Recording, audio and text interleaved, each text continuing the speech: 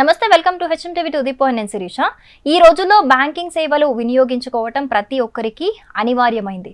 కొన్ని బ్యాంకులు zero balance అకౌంట్లను అందిస్తూ ఉండగా మరికొన్ని బ్యాంకులు మినిమం బ్యాలెన్స్ తో సేవింగ్స్ అకౌంట్ సేవలు అందిస్తూ ఉన్నాయి. అయితే బ్యాంకు ఖాతాలో క్యాష్ డిపాజిట్ పరిమితి గురించి ప్రతి ఒక్కరూ ఖచ్చితంగా తెలుసుకోవాల్సి ఉంటుంది. లేకపోతే ఇన్కమ్ ట్యాక్స్ శాఖ నుంచి నోటీసులు పొందాల్సి ఉంటుంది.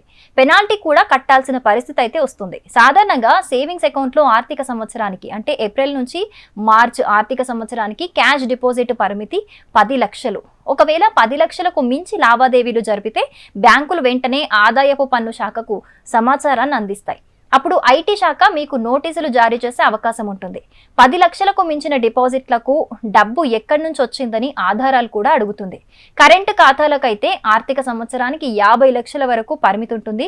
ఆదాయ పన్ను చట్టం 1962 సెక్షన్ 114B ప్రకారం ప్రతి బ్యాంకు 10 లక్షలకు మించి లావాదేవీలు జరిగిన ఖాతాల వివరాలను ఐటీ శాఖకు అందించాల్సి ఉంటుంది.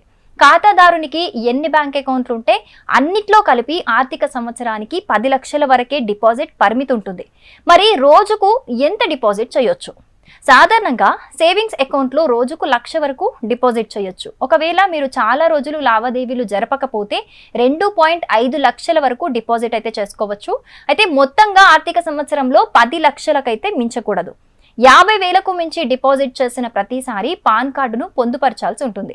10 లక్షలు మించి మీరు క్యాష్ డిపాజిట్ చేస్తే ఆదాయ పన్ను శాఖకు ఆధారాలు అయితే సమర్పించాలి. లేదంటే 60% ట్యాక్స్ తో పాటు 25% సర్చార్జ్, 4% సెస్ను పెనాల్టీగా చెల్లించాల్సి ఉంటుంది. అంటే 10 లక్షలకు మించి మీరు డిపాజిట్ చేసే డబ్బులో 89% పన్ను రూపంలో కోల్పోవాల్సి వస్తుంది. అయితే ఆధారాలు పొందుపరిస్తే మాత్రం ఎలాంటి పెనాల్టీ కట్టాల్సిన అవసరం లేదు. ఇక సేవింగ్స్ అకౌంట్లో ఎంత డబ్బు ఉండొచ్చు? సేవింగ్స్ అకౌంట్లో ఎంత డబ్బైనా ఉండొచ్చు. దీనికి ఎలాంటి పరిమితి అయితే లేదు. కానీ ఆర్థిక సంవత్సరంలో 10 లక్షలకు మించి డిపాజిట్లు చేస్తే ఆధారాలు అయితే పొందుపరచాలి. ఆదాయ పన్ను చట్టం సెక్షన్ 194N ప్రకారం ఒక ఆర్థిక సంవత్సరంలో 1 కోటికి మించి నగదు విత్డ్రా చేస్తే 2% టీడీఎస్ అయితే వర్తిస్తుంది.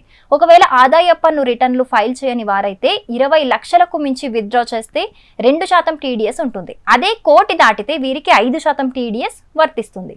For more interesting and useful videos, stay tuned to HMTV Digital.